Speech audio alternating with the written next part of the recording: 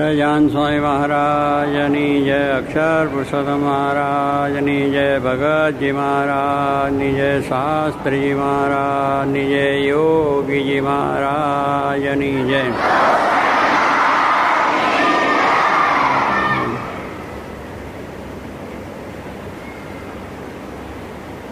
આપણા કીર્તનમાં આપણે સાંભળ્યું,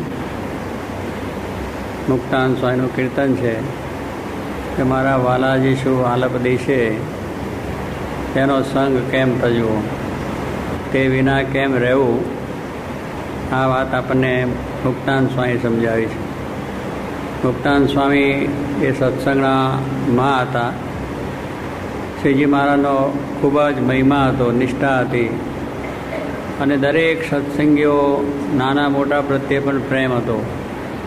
નાના નાના સંતો કે મોટા સંતો હોય તો એના પ્રત્યે પણ એવો ભાવ કે બધા જ મહારાજના સંબંધવાળા છે, તો એ દરેકનો મહિમા સમજતા. કારણ કે સૌથી મોટા હતા, મહારાજથી પણ ઉંમરમાં મોટા, અને રામાનંદ સ્વામી એમને સાધુ કરેલા, અને 60 સાધુ ત્યાં લોજમાં રહેતા, એમના મુખ્ય તરીકે રામાનંદ સ્વામી મૂકેલા. મહારાજ વન વિચરણ કરીને આવ્યા ત્યારે પણ એમની પાસે રહ્યા. મહારાજને કચ્છમાં રામાનંદ સ્વામીને મળવા જવું અતિ તીવ્ર વેગ હતો, તો પણ મુક્તાન સ્વામી કહ્યું કે આ કદાચ બીજે જતા રહે, તો આગ્રહ કરીને મહારાજને રાખ્યા. અને રામાનંદ સ્વામી પણ કાગળ ત્યાં પહોંચ્યા પછી જવાબમાં લખ્યું કે સત્સંગનો ખપ હોય તો થાંભલાને બહાર ભીધીને રહેવું. રામાનંદ સ્વામી શ્રીજી મહારાજને લખે છે. શ્રીજી મહારાજને મળવાની ઈચ્છા હતી રામાનંદ સ્વામીને, દર્શન વહેલી તકે થાય એટલા માટે. મુક્તાન સ્વામીની ઈચ્છા હતી કે અહીંયા રોકાય તો સારું, અને રામાનંદ સ્વામી વહેલા આવશે અને મળશું, એ રીતે એમની ઈચ્છા હતી. પણ રામાનંદ સ્વામીએ પછી લખ્યું કે જો ખરેખર સત્સંગનો ખપ હોય તો, આ સત્સંગનો ખપ હોય તો બધી વસ્તુ બને. અને આપણે ગમે તે મુશ્કેલી આવે કે ગમે તેટલું માન અપમાન થાય તો પણ સત્સંગની અંદરથી મન પાછું ન પડે, અને દરેકના પ્રત્યે આપણને સારો ભાવ રહે. તો મહારાજ પણ ત્યાં રહ્યા રોજની અંદર. અને મુક્તાન સ્વામી જેમ કેમ કરવાનું, એટલે થાંભલો એટલે શું, મુક્તાન સ્વામી એ સત્સંગના સ્તંભ જેવા હતા, અને એમની આજ્ઞામાં પછી રહ્યા, અને જે સેવા કહી એ પ્રમાણે કરી. ત્યારે એમને પછી જાણ્યું કે આ મુક્તાન સ્વામી આવા સંત છે, તો એ જેમને જે કહ્યું એ છાનવાસી દુકાળ્યું, છાના કર્યા, સંતો માદા હાજાતીની સેવા કરી, આ બધું કર્યું એમને. કારણ કે એક વસ્તુ હતી કે રામાનંદ સ્વામી બહુ મહાન સંત છે, એમના સંતો છે, તો એમની સેવા આપણે કરીએ તો રામાનંદ સ્વામી રાજી થાય, એ દ્રષ્ટિથી એમને કર્યું હતું. અને મુક્તાન સ્વામી મેં કહ્યું એમ સૌથી મોટા હતા, અને મહારાજને પણ એમને ગુરુભાવ જેવો હતો કે ત્યાં રહેલા એટલે. પણ છતાં સત્સંગમાં પોતે બહુ દરેકના પ્રત્યેનો આવો ભાવ રાખતા કે બધા મહારાજના સંબંધવાળા છે, તો નાના મોટાને બહુ સારી રીતે સાચવે, રાખે, એમની સેવા કરે, એમની ખબર રાખે. કોઈનું મન સત્સંગમાંથી પાછું પડ્યું હોય તો પાછા સત્સંગમાં લાવે. કોઈ સંતનું પડ્યું, કોઈ હરિભક્તને મન દુઃખ થયું હોય, કંઈ બોલાબોલી થયા હોય, અંદર વિખવાદ થયો હોય, ઘણી જાતના આપણે પ્રશ્નો આ સત્સંગમાં થાય છે, બહાર થાય છે, બધું જાણીએ છીએ, વ્યવહારમાં થાય છે, ધંધામાં, દરેકમાં થાય છે. પણ સત્સંગની અંદર કોઈને આવું મન પાછું પડ્યું હોય તો મુક્તાન સ્વામી એને બોલાવે, ચલાવે, બેસાડી વાતચીત કરી, અને વળી પાછું એને આ સત્સંગમાં એ થાય. એટલે એક કહેવાનું શું છે કે એવું હતું, એક વખત બ્રહ્માનંદ સ્વામીની પાસે એક એમના શિષ્ય રહેતા હતા. હવે શિષ્યને જરા બ્રહ્માનંદ સ્વામી તો બહુ એ હતા, એટલે સ્વાભાવિક કંઈ એમને કહેવાનું થયું છે, પેલા શિષ્યને જરા મન દુઃખ લાગ્યું, એટલે જતા રહેતા હતા. એટલે મુક્તાન સ્વામીને ખબર પડી. મુક્તાન સ્વામીને બોલાયા અને વાતચીત કરી કે આવો સત્સંગ મૂકીને જશો, શું લાભ થશે. મારા છે, બ્રહ્માનંદ સ્વામી તો મોટા સંત છે, અને આપણે કહે તો આપણા સારા માટે છે, માટે એમાં દુઃખ ન લગાડો. અને તમે સત્સંગમાંથી જશો ને ત્યાં દુઃખી થશો, મહારાજ આપણને આ બધું શું કામ છે, એમ બધી બહુ મહિમાની વાતો કરી સત્સંગની. અને તમને એમનો એવું હોય તો તમે મારી પાસે રહો, એમ કરીને એમને પોતાની પાસે રાખ્યા. બ્રહ્માનંદ સ્વામી એમ થયું મારો ચેલો અમને સમજાવી લીધો. તમારે છે એવું કંઈ? ત્યારે સાક્ષરને ચેલો કોક લઈ જાય દુઃખ તો થવાનું છે કે મેં આમ બધી તૈયાર વાતો કરીને કરેલા, અને મારો ચેલો બીજે લઈ જાય છે, એટલે અમારે ચેલાનું એ દુઃખ, તમને છોકરાના દુઃખ, અમારે ચેલાના દુઃખ. કારણ કે એક ચેલો પોતાની પાસે રહેતો ને બીજાની પાસે જાય એટલે તરત કે આને સમજાવી દીધો, અને આ મારા ચેલાને આમ કર્યું તેમ કર્યું. આપણે તો ચેલા પોતે જ છે, પછી બીજાને ચેલાને ક્યાં સમજવાનું? એટલે મારે કે દાસના દાસીને સેવકથી રહીએ તો કંઈ ચેલાનું દુઃખ થાય નહીં. એટલે મુક્તાનંદ સ્વામી એને સમજાવીને રાખ્યા. એટલે બ્રહ્માનંદ સ્વામીને જરા થયું કે આને રાખ્યો એટલે બોલવાનું બંધ કર્યું, જય સ્વામિનારાયણ કરવાનું બંધ થઈ ગયું, અને પછી બોલે નહીં. ઘણા દિવસ પછી મારાને ખબર પડી કે આમ કેમ થયું છે, તો કે આવું થયું છે. બ્રહ્માનંદ સ્વામીનો ચેલો મુક્તાનંદ સ્વામી રાખ્યો એટલે તો આવું કહેવા આપણે મુક્તાનંદ સ્વામીની સાથે આ બોલા લેવાતા છે. મહારાજે બોલાવીને પછી બધી વાતચીત કરી, અને મહારાજે વચનાવતમાં વાત લખી દીધી છે કે આવી રીતે શાંત થઈને જો એકબીજાની સાથે આંટી રાખે તો એને સાધુ કહેવા કે ના કહેવા?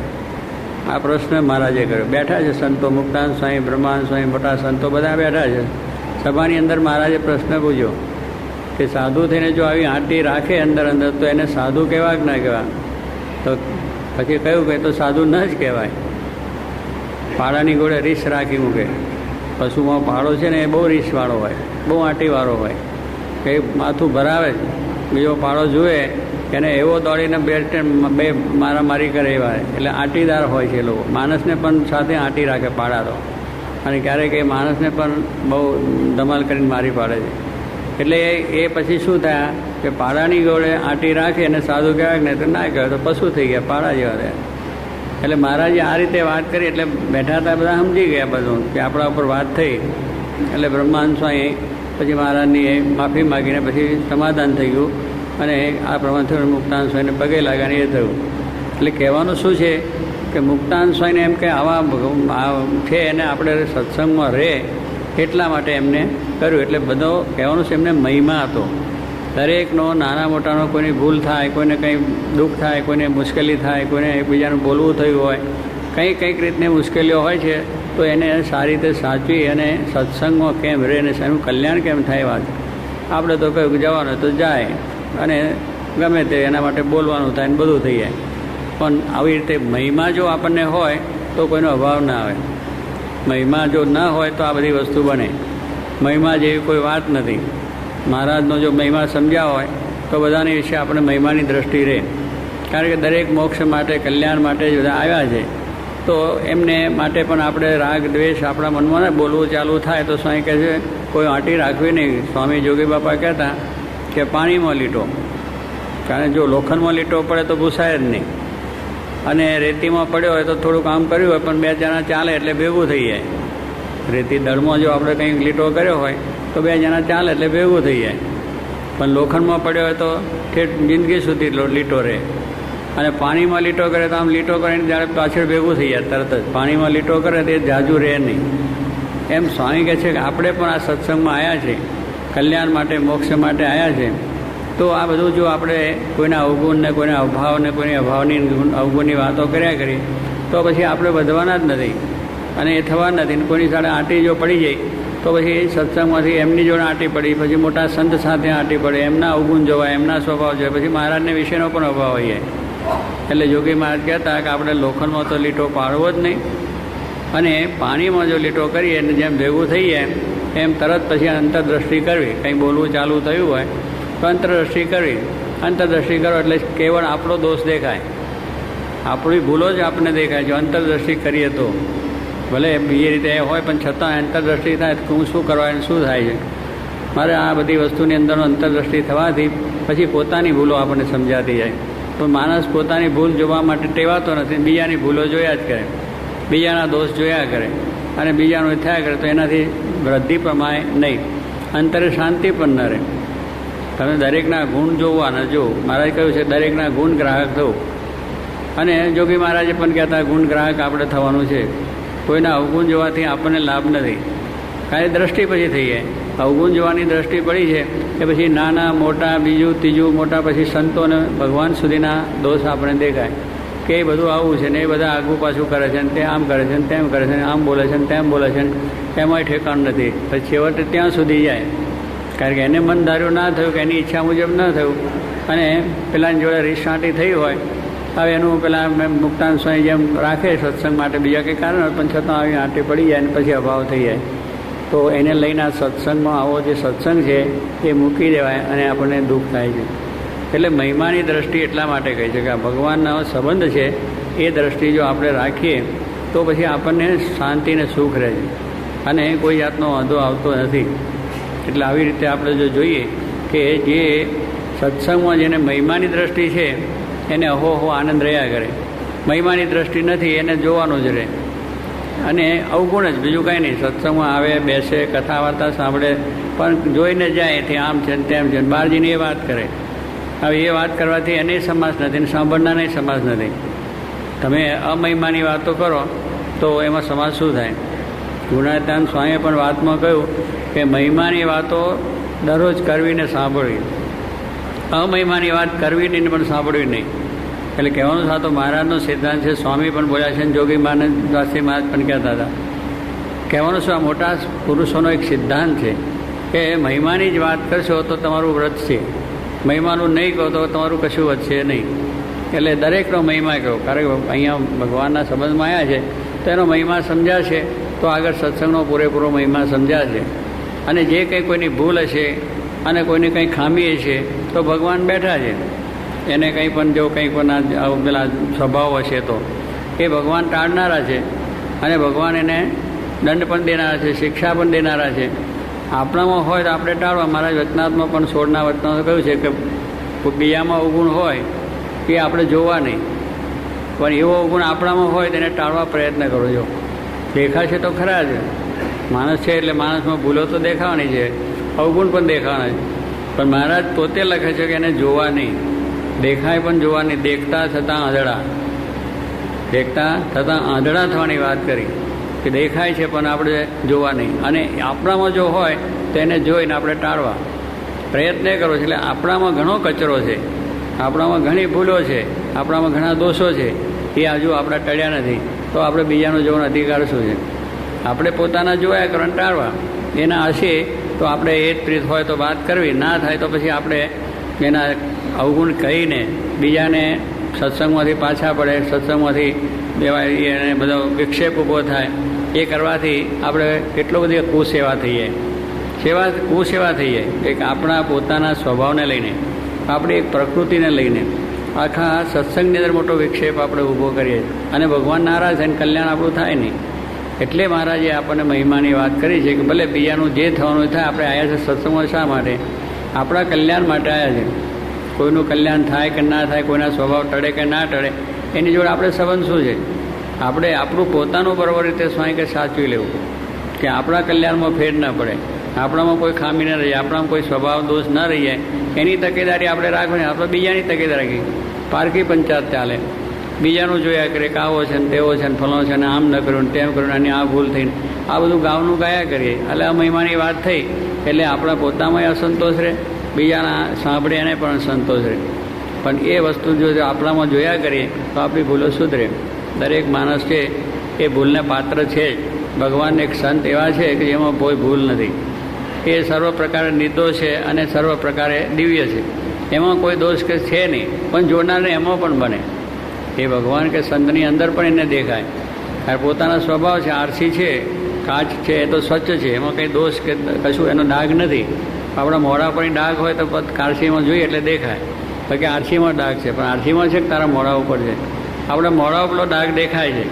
એમ આપણા જે સ્વભાવ પ્રકૃતિ દોષો હોય એ પછી આવા ભગવાનની વિશે પણ થાય. હવે જે નિર્દોષ છે, કોઈ એમાં દિવ્યતા છે, કશું નથી, તો પણ મોટા પુરુષમાં પણ આપણે દેખાય. એમાં પક્ષપાત દેખાય, કોઈ આગું છે પાછું છે, આવું બધું કેટલું આપણા મનમાં પેસી જાય. તો સ્વામી કહે છે એ બધા દોષો આપણા ટળે નહીં, એને દિવ્ય સમજો તો થાય અને તો જ આપણે સગવડ થઈ જાય. એટલે કહેવાનું વસ્તુ છે કે આપણે સત્સંગમાં આવ્યા છે એટલે દરેકમાં ગુણ છે. તે 99 ભૂલ હોય પણ એક તો હોય કે ન હોય. તે એક જો હોય સેવા કરતો હોય બિચારો તો સેવાનું જોઈ લો, બીજાના સ્વભાવ પ્રમાણે કરતો જોઈ લો. કોઈ બીજી રીતે કંઈક કરતો હોય સેવા, કોઈ માળા બેઠો બેઠો ભજતો હોય તો એ પણ જોવું અને એ રીતે એનો વિચાર કરો. કોઈ માળા તો ભજે જ, બીજું કંઈ કરતો નથી કાંઈ નહીં. પણ એમ કહેવાનું છે કે એવો ગુણ કોઈ પણ એક નાનો હોય તો પણ એને આપણે લઈ લઈએ તો આપણે ગુણવાળા બની જઈએ. પણ અવગુણ જોયા કરો તો બધું કચરો થઈ જાય. ઘરમાં છે એટલે બહારથી કચરો લઈને તમે નાખો તો ઘરમાં કચરો જ થઈ જાય, પણ એ કચરો લઈને તમે એક બહાર નાખો તો ઘર સ્વચ્છ થઈ જાય. જે કંઈ કચરો પોતામાં છે નાખીને બહાર કાઢી નાખો તો ઘર સ્વચ્છ થઈ જાય. એમ આપણામાં જે છે એને ટાળવા પ્રયત્ન કરો તો તમે સ્વચ્છ બની જાઓ, પવિત્ર બની જાઓ, શુદ્ધ બની જાઓ, અને શાંતિ થઈ જાય લો.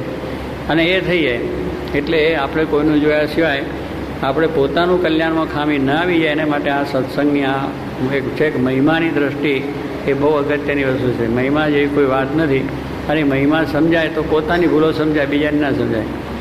મહિમા નાના મોટાનો બધાનો સમજાય. ભગવાનના ભક્ત છે બધા, અને એ બધા અહીં આવ્યા છે એટલે સારા જ છે. દુનિયામાં કંઈ ભજન નથી કરતા ને અનેક જાતના કુકર્મો કરે છે અને દુરાચાર કરે છે અને બધું જ કરે છે. એના કરતાં સારા છે. કંઈ આવીને બેઠો છે તો આ સંસ્કાર પર છે, કોઈક દડો ઉગશે, એમાંથી કોઈક દડો સારો થશે. જો આ થોડી મહિમાની દ્રષ્ટિ હોય તો આ પણ લાગે, પણ એ મહિમા ના હોય તો પછી આપણને એનો વિચાર નથી આવતો અને દુઃખ થાય છે. એટલે સ્વામી આપણને વાત સમજાવે છે કે આપણે આ દરેકના ગુણગ્રાહક દ્રષ્ટિ રાખી અને કરવું. દત્તાત્રેય ભગવાને 24 ગુરુ કર્યા. 24 ગુરુ એમને દત્તાત્રેય ભગવાને કર્યા કે દરેકમાંથી કંઈક સારું વસ્તુ ગ્રહણ કરી લીધી. જે એનામાં સારો ગુણ હોય એ લઈ લીધો. પૃથ્વીમાં છે તો એને ધીરજનો ગુણ. પૃથ્વી પર હજારો માણસો મોટરો ધડાધડ ફરે છે પણ તો એ સહન કરે છે. સહનશીલતાનો ગુણ છે. પૃથ્વી પર બધું કેટલું ચાલે છે તો એ રીતે એમાંથી લઈ લીધો ગુણ. એમ દરેક જે સારી વસ્તુઓ બધામાંથી એમને સારો બધો ગુણ લઈ લીધો. વેશ્યા છે, વેશ્યામાં શું છે તો એને એની અંદરથી ગુણ પણ લીધો. વેશ્યા એટલે તો નકામું છે, એમાં તો અવગુણ જ દેખાય. એમાં કોઈ દર સારું આપણને દેખાય જ નહીં. અને હકીકત છે એમાં કશું સારું છે પણ નહીં. પણ છતાં એમને કહ્યું કે ભાઈ એને જેમ પોતાના જે પ્રિય પુરુષ છે એની આમ એકાગ્રથી રાહ જોઈને બેસી રહે કે ક્યારે આવે ને મળીએ. એ દ્રષ્ટિ રાખીને બેઠી છે ને એવી દ્રષ્ટિ આપણે ભગવાનમાં રાખવી કે ભગવાનને આપણે મળીએ અને ભગવાનના દર્શન કરીને એવી એની જેમ એકાગ્રતા છે એવી એકાગ્રતા ભગવાનના વિશે કરવી લો. આટલું ગુણ એમાંથી લઈ લો. નાના વસ્તુ છે. તારે એમ કહેવું છે કે જોગી મારે કહેતા થાથા થાપડાવાળો હોય તો પણ મને એમાંથી ગુણ દેખાય. એટલે આ મોટા પુરુષોની દ્રષ્ટિ શું છે કે સારું જોવું ને સારી વસ્તુ છે. એટલે દરેકમાંથી સારું લેવા પ્રયત્ન કરવો. જો ખોટું લે કરશો તો એ થશે અને કઈ જાતનું સુખ નહીં આવે. એટલે મારે કે આપણે ભગવાનના ભક્તના ગુણ કહેવા. સ્વામી આપણને કહે છે કહેવા તમારે કે જે ગુણ છે કહો તો તમારી મહત્તા વધતી જાય. તમારામાં એ ગુણ બધા આવતા જાય અને તેમાંથી જીવ ભ્રમરૂપ થઈ જાય. હજુ આ મોટો આશીર્વાદ મળે છે આપણને. પણ હવે આપણે આ વાત ભૂલી જઈએ છીએ. આ વાંચીશું ખરા, સાંભળીશું ખરા, નિરૂપણ થયું છે, બધું થયું, ફરી પણ થશે, ઘણા વખત થશે. પણ સ્વામી કહે છે તરી જાનું ડબી જાનું પણ એહસાન ભૂલ જાતા હે. એક માણસ બહુ તર્યો હતો અને કે હું તો બધું આખો દરિયો તરી જવું અને ખરેખર મને તરતા આવડે છે, મને કંઈ વાંધો ના આવે બરોબર રીતે. પછી પડ્યો તરવા, પણ પેલું તરવાનું શીખેલો તો નહીં. પછી આમ ડબક થવા માંડ્યો. તરતા ના આવડે એટલે માણસ કરતાં ડૂબવા માંડ્યો. પેલો કેટલા તું તને તરતા આવડતું હતું ને તું કહેતો હતો મને તો તરતા આવડે છે, દરિયો તરી જાઉં, ફલાણું તરી જાઉં. તો કે મને તરતા તો આવડે છે પણ તરી જાણું છું, ડબી જાણું છે. પેલું ડબ કરે ને ડબાઈ જાણું એટલે શું જરા અંદર પડે પાછો ડબતો વગર લાવે માથું અરે પાથ લાવે કહેવાય. ડબું કાં કહેવાય. એ બધું જાણું છું પણ એહસાન ભૂલી ગયો. અત્યારે મને યાદ નથી આવતું. તને નથી આવતું તો શીખ્યો છે જ ક્યાં? છોકરો છે આપણે પરીક્ષા આપવા જાય કે મને તે વખત યાદ જ ના આવ્યું, પણ તું બન્યો જ નથી બરાબર. તને યાદ આવે જ પણ કહેવાનું તે વખત મને યાદ ના આવ્યું તો બરાબર વાંચ્યું નથી, બરાબર ત્યાં તૈયાર કરેલું નથી એટલે પેપર તને બરાબર તે ઘડી પરીક્ષામાં ભૂલી જાય. એમ આપણે પણ આ બધી વાત થાય પણ છતાંય આ વસ્તુ સાંભળીએ કે આ સ્વામી કહ્યું ભગવાનના ભક્તોના ગુણ કહેવા. અને એનાથી શું થવાય છે? ભ્રમરૂપ થઈ જાય. કેટલી મોટી વાત છે. ભ્રમરૂપ થવું એ કંઈ સહેજ વાત છે? ભ્રમરૂપ થવા તો કેટલા વર્ષો તપ કરીએ તો એ થાય એવું નથી. પણ સહેજમાં થાય કે તમે ગુણગ્રાહક દ્રષ્ટિ રાખીને તેના જો વાત કર્યા કરો, મહિમાની વાત, ભગવાનને સંતના મહિમાની વાત કર્યા જ કરો, એના સંબંધના વાળા મહિમાની વાતો કરો તો ભ્રમરૂપ થઈ જવાય છે. એટલી બધી આપણને આશીર્વાદ મળે છે. પણ તોય ભૂલી જઈએ. પાછું કહેવા માંડે કે આવો છે ને તેવો છે ને ફલાણો છે ને સત્સંગમાં આવું નથી, સત્સંગમાં આવું છે ને સત્સંગમાં આવું છે ને બધું તારે શું પંચાયત? આખા દુનિયાનું તારે શું કરું? તું તારું પોતાનું સમજી લે. એની વેતે ઓટોમેટિક બધું સારું થશે. આપણી આંખમાં કમળો થયો એટલે બધું પીળું દેખાય. આપણી આંખમાં કમળો જ થાય એટલે કેવું દેખાય? વસ્તુ કંઈક બધી પીળી છે, બધું પીળું નથી. લાલે છે, ધોળું છે ને બધું છે, પણ આપણને એ ધોળું જ હોય પણ પીળું દેખાય કારણ કે આપણી આંખમાં વિકાર થયો. આંખ વિકારી થઈ, એ શુદ્ધ હતી પણ એમાં વિકાર થવાથી પીળું દેખાવા લાગ્યું. બાકી વસ્તુ નથી પીળી. એમ સ્વામી કહે છે કે આપણને પણ અંદર વિકાર છે. આપણામાં દોષો છે, આપણે છે એટલે લઈને પેલામાં જોઈએ છે કે આ આવો છે, એમાંય બધું આવું છે, એટલે આપણે પીળું બધું દેખાય. સ્વચ્છ રાખો તો કોઈ મહિમાની દ્રષ્ટિ રાખો તો કોઈમાં બધું સારું દેખાય. દુર્યોધનની દ્રષ્ટિમાં કેવું હતું? વિકાર હતો, કારણ કે એને પોતે એવો પેલા શું એમને પોતાને બધાના દોષ દેખાતા હતા. લોકોનું પડાવી લેવું, પાંડવોનું રાજ પડાવી લીધું, અનિતિને ખોટું કરીને ખરાબ કરીને જેમ તેમ સમજાઈને જુગાર રમાડીને પણ લઈ લીધું બધું. કારણ કે પોતે એવો હતો ખટનટીને બધો કુબુદ્ધિવાળો, એટલે બધાને કહેવા જોઈએ બધાએ ખરાબ કે આવું બધા જ કરે છે. અત્યારે લોકો નથી કહેતા કે બધાએ કૌભાંડ કરે છે અને બધાએ લોચ લે છે, એમાં અમારે લેવા શું હતો? એટલે બધાએ લે છે એમ કરીને પોતે લેવા માંડે. એને બધું દેખાય એ જ બધું, અને બધે આને વસ્તુ સાચી છે, હું ના નથી, પણ કહેવાનું શું છે કે એ કરે પણ આપણે નથી. કોઈ ખોટું છે એ ખોટું સમજવું જોઈએ કે ભાઈ એ ખોટું છે, એ ખોટું શા માટે કરવું? આપણે જે થાય થોડું તો થોડું, પણ આપણે ખોટું કરીને વધારે લેવા પ્રયત્ન શા માટે કરવો? કે વધારે આગળ આવવા માટે પ્રયત્ન શું કરવો? જે છે આપણું કરીને બેસી રહેવું છે.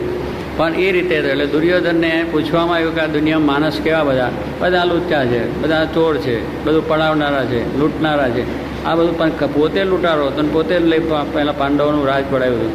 એટલે બધાની એની દ્રષ્ટિમાં બધું ખરાબ દેખાતું દુનિયા. અને યુધિષ્ઠિરને પૂછ્યું ધર્મરાજાને કે કેવું? બધાય સારા છે, કારણ કે એ પોતે ધર્મરાજા હતા.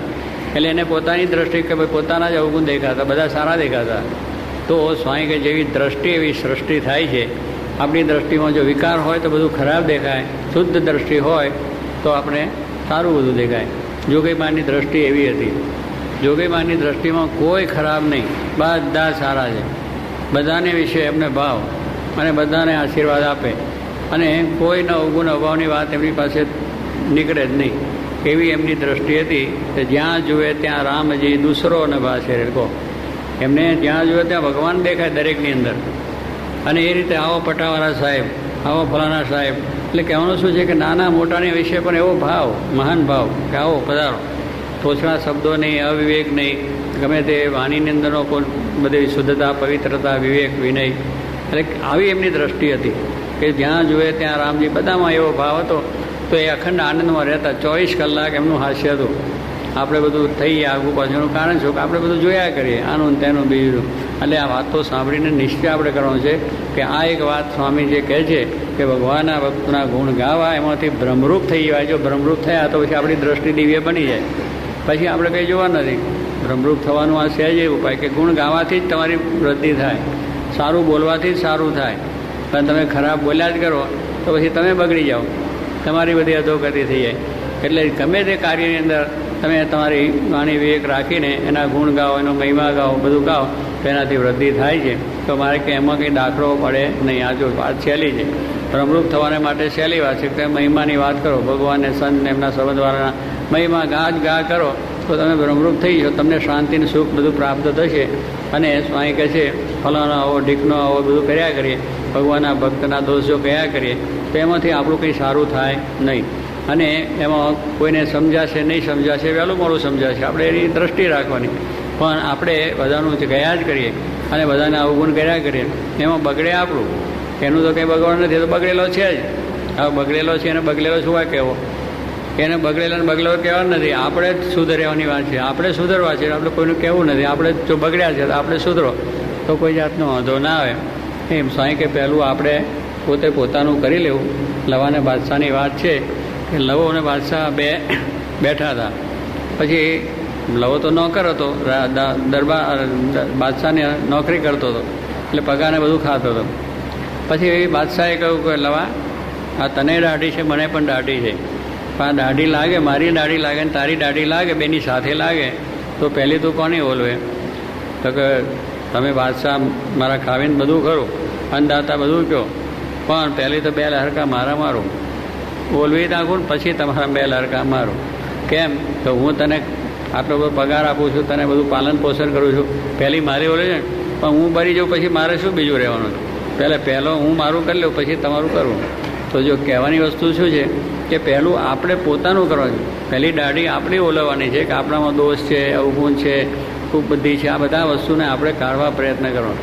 અને એ બધાએ જેને જેને કર્યું છે બધા આ મોટા થયા છે આ દુનિયામાં. કોઈની દ્રષ્ટિ, કોઈનામાં દોષ કે અભાવ કે નથી જોતા, મહિમાની વાત સમજ્યા છે તો એ બધા ભક્તો આગળ આવ્યા છે. બધા સંતો પણ આગળ આવ્યા છે. અને એ દ્રષ્ટિ એ આપણે બધાએ કેળવવાની છે. એને માટે આપણને મહારાજના પણ વચન છે. મેં કહ્યું એમ 16 વચનામાં વાત કરી કે બીજામાં દોષ હોય તો જોવાની, એવો ગુણ આપણામાં જુઓ અને આપણે એવું દ્રષ્ટિ રાખવાની. અહીંયા વાતમાં પણ એ જ વાત કરે. ગુણાત સ્વામી બીજી વાતમાં પણ કહ્યું મહિમાની વાત કરવાની, કે મહિમા જ ગાયા કરો, બધું શાંતિ શાંતિ સુખ સુખ થઈ જશે. પણ આ બધી આ વાત કરીએ છીએ એટલે આપણા જીવનની અંદર આપણે મુમુક્ષુ છે, કલ્યાણ માટે આપણે આવ્યા છીએ. અને બીજાના જો ગુણ અવગુણ જોયા કરશું તો આપણો અંત નહીં આવે. અને એ બધું થશે તો પહેલું આપણે પોતાનું કરવું કે આવો સત્સંગ કરતાં કરતાં જે વિવેક આવે છે એ વિવેક આ જાતનો છે કે આપણે જે જળ ને ચૈતન્યનો વિવેક થાય એટલે પછી આપણે બધું રસ્તોમાં એ થાય. વિવેક એટલે આપણું બધું સારું દેખાય, દરેકનો મહિમા સમજાય, દરેકને વિશે સારો ભાવ થાય, સેવા કરવાનું મન થાય, કથા વાર્તા કરવાનું મન થાય અને દરેક કાર્યની અંદર ઉત્સાહ ને ઉત્સાહ આપણને રહે. આ વિવેક જો આપણને આવ્યો કે આ બધી ભગવાનને સંતની સેવા ક્યાંથી, આવો સત્સંગ ક્યાંથી, આવા બધા ભક્તો ક્યાંથી, આવા ભક્તો મુક્તો આ સેવા કરે જોઈને રાજી થાય, આવું બધું આપણને અખંડ દેખાયા કરે તો એ આપણા જીવનની અંદર દૃઢતા થાય અને એવો સત્સંગ આપણે થાય, આપણને એવો મહિમા સમજાય અને આપણા દોષ આપણે દેખાય અને દોષ ટાળીએ, ભગવાન આપણા પર રાજી થાય એવું ભગવાન બળ આપે એ જ પ્રાર્થના.